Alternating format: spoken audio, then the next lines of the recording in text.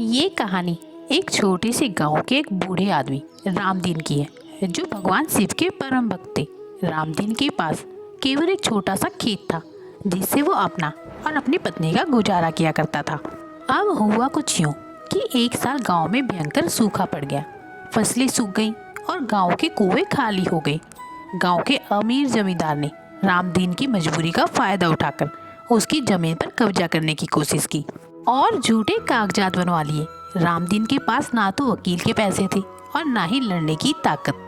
अब जब रामदीन को कोई रास्ता नहीं सूझा तो रामदीन गांव के पुराने से मंदिर में जाकर बैठ गई और उन्होंने रोते हुए कहा, महादेव, मैंने कभी किसी का बुरा नहीं किया, फिर मेरे साथ ऐसा क्यों? अब आप ही मेरे न्यायदाता हैं। वो पूरी रात मंदिर की सीढ़ियों पर भूखा प्यासा बैठा रहा।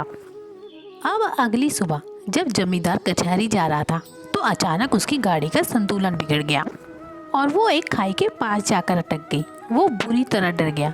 उसी समय एक अजनबी राहगीर वहां आया और उसने जमींदार की जान बचा ली। अब हैरानी की बात तो ये थी कि उस राहगीर ने जमींदार से इनाम में कुछ नहीं मांगा, बस इतना कहा कि किसी गरीब की हाय लेकर तुम कभी सुखी नहीं रह पाओगे। महादेव सब देख रहे हैं।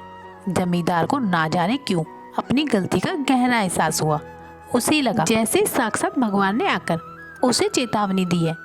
अब वो सीधा मंदिर पहुंचा, रामदीन के पैर छुए और जमीन के सारे कागजात फाड़ दिए। ठीक उसी शाम गांव में सालों बाद झमाझम बारिश हो गई। भगवान के चमत्कार अक्सर वैसे नहीं होते जैसा हम सोचते हैं, बल्कि वो हृदय परिवर्तन और सही समय के रूप में प्रकट होते हैं। जब इंसान सब कुछ ईश्वर पर छोड़ देता है तो ईश्वर स्वयं उसकी रक्षा करने का मार्ग बना देते हैं।